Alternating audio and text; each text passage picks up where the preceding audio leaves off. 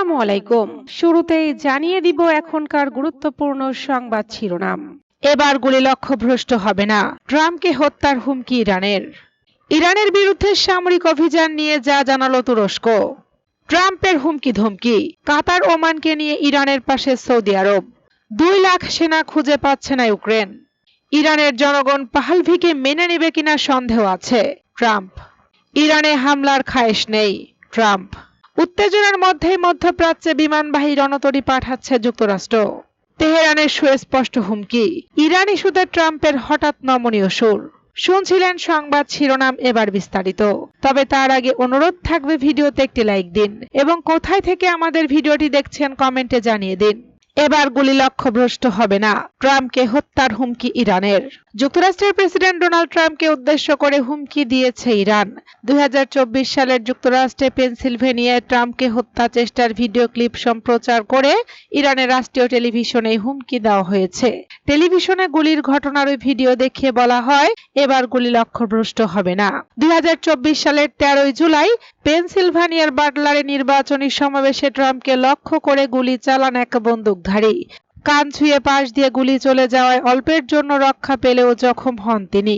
হামলার পর রক্তাক্ত অবস্থায় মঞ্চ থেকে নেমে রিপাবলিকান এই নেতা মুষ্টিবদ্ধ হাত উঁচু করে ধরেন। গত 2 সপ্তাহের বেশি সময় ধরে ইরানের সরকার বিরোধী বিক্ষোভ চলছে। গত ডিসেম্বরের শেষ দিকে যে আন্দোলন শুরু হয়েছে তা দেশটিকে নাড়িয়ে দিয়েছে। ইরানের সরকার বিরোধী বিক্ষোভ শুরুর পর দেশটিকে একাধিকবার সামরিক হস্তক্ষেপের হুমকি দিয়েছেন ট্রাম্প। মার্কিন প্রেসিডেন্টের হস্তক্ষেপের হুমকির জবাবে ইরানের রাষ্ট্রায়ত্ত টেলিভিশনে গুলির ঘটনার দৃশ্য দেখিয়ে তাকে হুমকি দেওয়া হয়েছে। এবারের এই বিক্ষোভকে 1979 সালে ইসলামী প্রজাতন্ত্র ঘোষণার পর সবচেয়ে বড় আন্দোলন বলে বিবেচনা করা হচ্ছে। গত কয়েকদিনে ট্রাম্প বারবার বলেছেন, বিক্ষোভ দমনে যে কঠোরতা দেখানো হচ্ছে তাতে ইরানের জনগণের পাশে দাঁড়াতে চান তিনি। ইরানের বিরুদ্ধে সামরিক অভিযান নিয়ে যা জানালো তুরস্ক। ইরানের বিরুদ্ধে যে কোনো ধরনের সামরিক অভিযানের বিরোধিতা করে তুরস্ক। শুধু তাই নয়, ইরানিদের অভ্যন্তরীণ সমস্যা তাদের নিজেদেরই সমাধান করা উচিত বলেও মনে করে তুরস্ক। বৃহস্পতিবার তুরস্কের পররাষ্ট্রমন্ত্রী হাকান ফিদান এই মন্তব্য করেছেন। ইরানে 2 সপ্তাহের বেশি সময় ধরে চলা সরকার বিরোধী বিক্ষোভ সহিংস উপায়ে দমনের ঘটনায় দেশটির জনগণের পাশে দাঁড়ানোর কথা ঘোষণা দিয়েছেন মার্কিন প্রেসিডেন্ট ডোনাল্ড ট্রাম্প। তার এমন ঘোষণার পর ইতিমধ্যে মধ্যপ্রাচ্যের মার্কিন সামরিক ঘাঁটিগুলোতে বিশেষ তৎপরতাও শুরু হয়েছে। হামলার আশঙ্কায় ইরানের আকাশ প্রতিরক্ষা ব্যবস্থা সচল করা হয়েছে। মার্কিন হামলার জোরালো আশঙ্কার মাঝে বৃহস্পতিবার ইরানের বিষয়ে নিজেদের অবস্থান তুলে ধরেছে আঙ্কারা।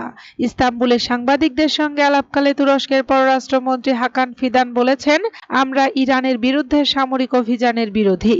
আমাদের বিশ্বাস, ইরানের প্রকৃত সব সমস্যা তাদের নিজেদেরই সমাধান করা উচিত। তিনি বলেন, ইরানের অর্থনৈতিক অসন্তোষকে ইসলামী প্রজাতন্ত্রের বিরুদ্ধে বিদ্রোহ হিসেবে ভুলভাবে ব্যাখ্যা করা হচ্ছে।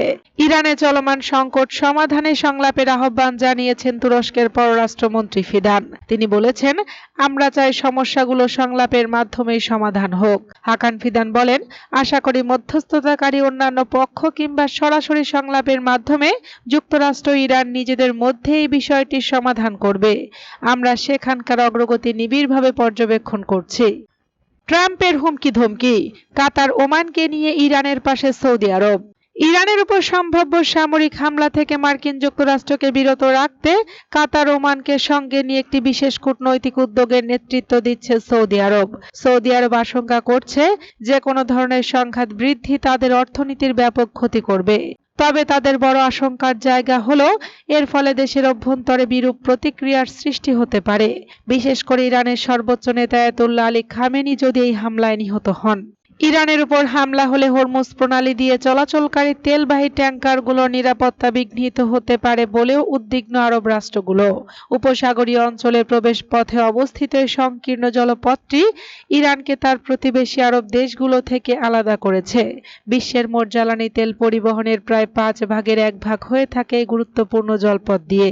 যুক্তরাষ্ট্র তার উপসাগরীয় মিত্রদের সম্ভাব্য যুদ্ধের জন্য প্রস্তুত থাকতে বলার পরই এই পদক্ষেপ নেওয়া হয়েছে।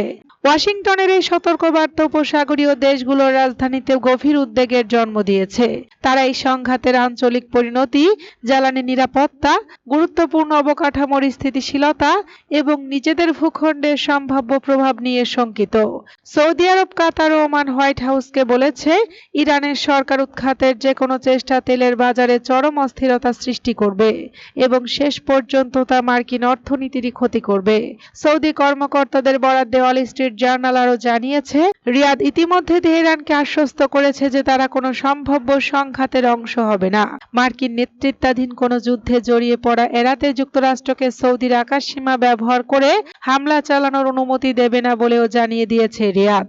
উপসাগরীয় দেশগুলোর ওয়াশিংটনকে তেহরানে সরকার পরিবর্তনের কোনো প্রচেষ্টা না চালানোর জন্য সতর্ক করেছে। তাদের মতে, এ ধরনের পদক্ষেপ গোটা অঞ্চলকে দীর্ঘমেয়াদী অস্থিতিশীলতার দিকে ঠেলে দিতে পারে। 2 লাখ সেনা খুঁজে পাচ্ছে না ইউক্রেন।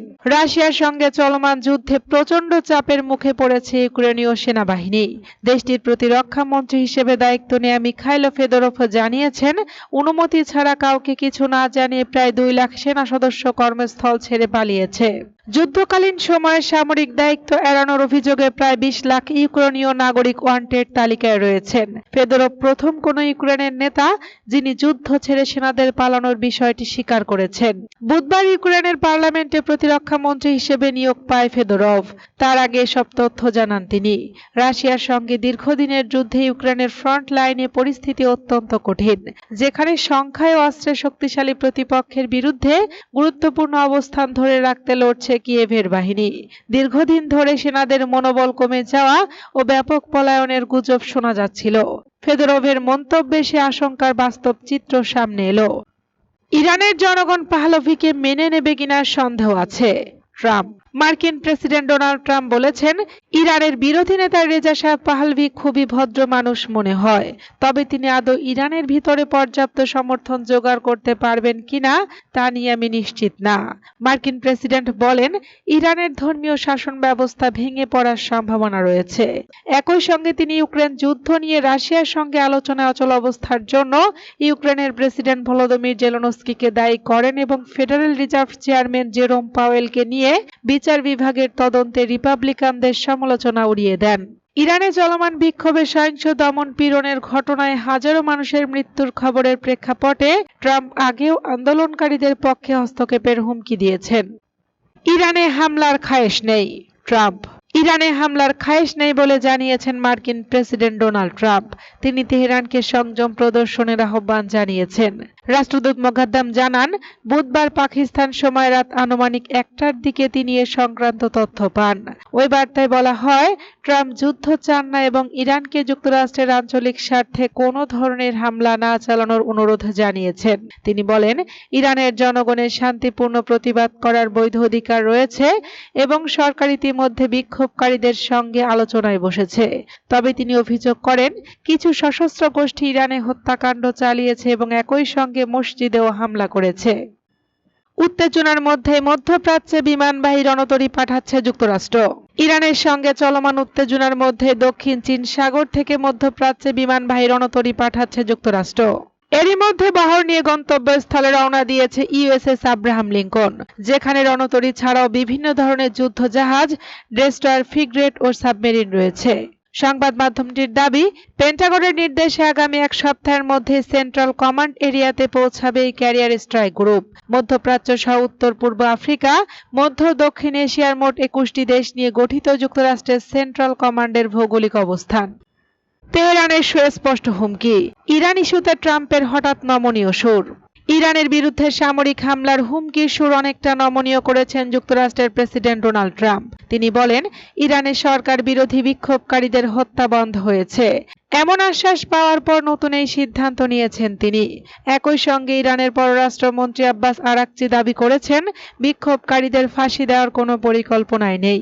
এর আগে ইরানের এক জ্যেষ্ঠ কর্মকর্তা সতর্ক করে বলেন, যুক্তরাষ্ট্র হামলা চালালে প্রতিবেশী দেশগুলোতে থাকা মার্কিন ঘাঁটিতে আঘাত হানবে তেহরান। ট্রাম্প বলেন, তাকে জানানো হয়েছে যে ইরানে বিক্ষোভকারীদের হত্যা বন্ধ হয়েছে এবং সম্ভাব্য মৃত্যুদণ্ড কার্যকরের পরিকল্পনা স্থগিত রাখা হয়েছে।